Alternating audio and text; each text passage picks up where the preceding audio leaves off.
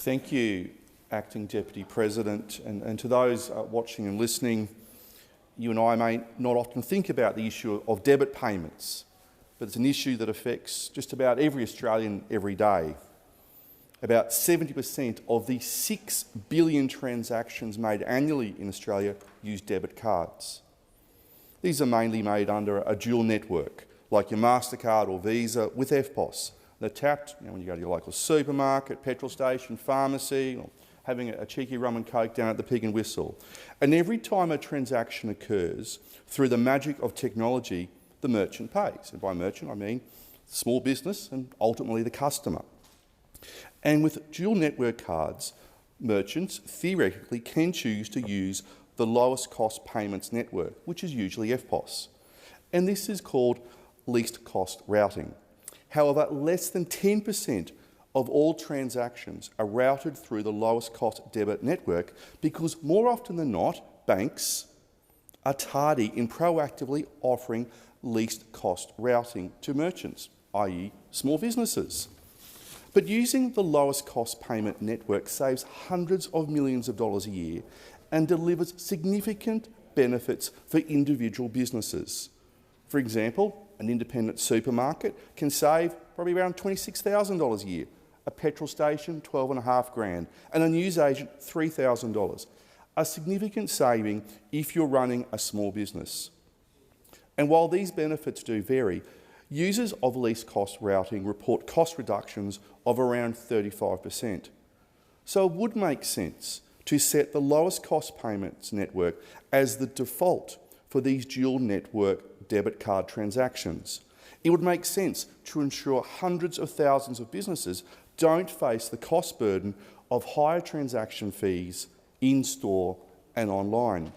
But many merchants, many small businesses who want to do so are refused by the banks. This is unacceptable.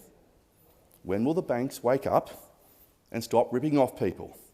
Is it time for another Royal Commission or a Senate inquiry? Worse, however, it's now some banks are withdrawing dual network debit cards and EFTPOS, which eliminates choice and prevents merchants from accessing least cost routing altogether.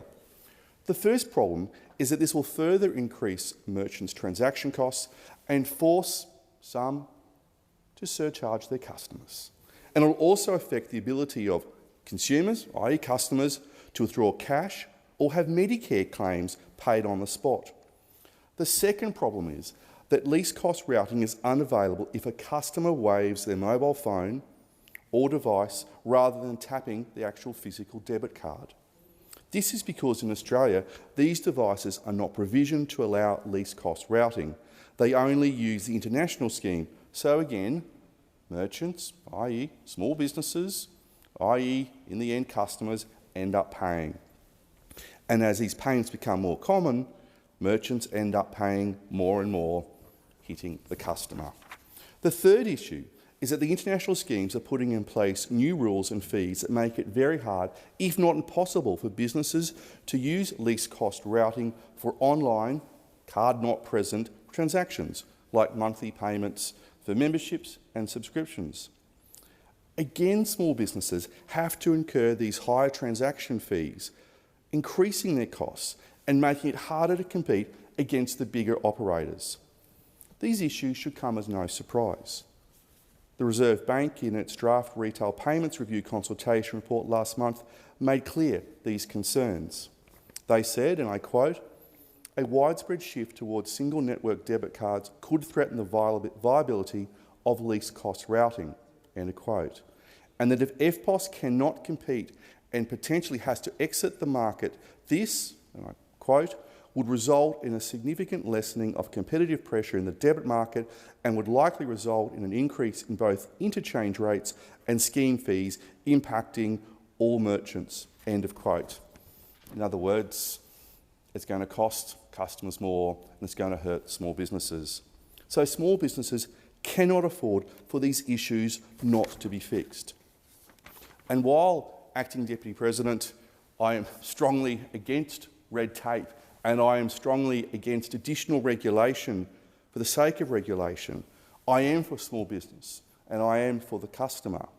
And unless banks are prepared to do this, to set the lowest cost payments network as the default, then I'll be calling upon my government to do something about it. And this could include, firstly, making dual network debit cards mandatory as part of every bank's social obligation to competition in Australia. Secondly, set least cost routing as a default option for all merchants in all payment channels, including tap and go, mobile wallets and online transactions. And thirdly, there must be full transparency of all merchant fees. So I call upon banks, I call upon the Australian Banking Association to wake up and to help. Banks have huge profits, and if they don't help, then I will be asking the Treasurer, Mr Josh Frydenberg, and my government to support these changes. We in the Liberal National Party must always be on the side of small and medium businesses, and we must always be on the side of the owners and employees of small and medium businesses. And we always must be on the side of customers.